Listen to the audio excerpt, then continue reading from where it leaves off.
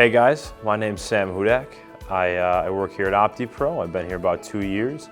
My position is a Mastercam tech and instructor. I work in the world of Mastercam. I program with Mastercam. I draw and make solids with Mastercam. I support Mastercam. I live Mastercam. So I got into machining around 20 years old. I started machining after a year in college. I decided to take a break from college. Just wasn't my thing at the time. I worked in a machine shop around the corner. My mom's a teacher at Fairport. She ended up getting a bunch of the applications and job openings at shops and places that linked to Fairport High School. She reached out to me about a gig at a machine shop right here in Victor. I worked there for about a year. I ran a couple different machines, kind of got my feet wet with machining. I ended up going to another shop very close down the road to it, and I worked my way from the ground up over there for 5 years. I did operating at first.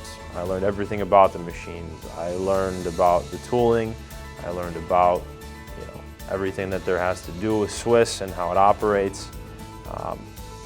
From there I ended up doing a lot of setup.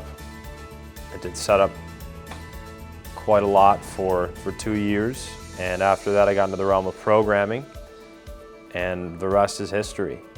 My advice to the younger generation is for those that like working with their hands, that like getting dirty, that maybe don't want to sit still for long periods of time, fabrication, machining, any trade of that nature, something you're interested in. Something that you can refine your skills in, something that you can get better with, learn more about.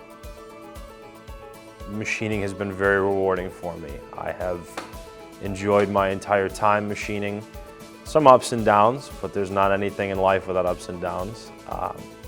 And the places you'll go, the things you'll do, people you'll meet, machining in general has been phenomenal. And like I said before, there's not a thing I would do or I would change about my past. I have thoroughly enjoyed my time with fabrication and machining.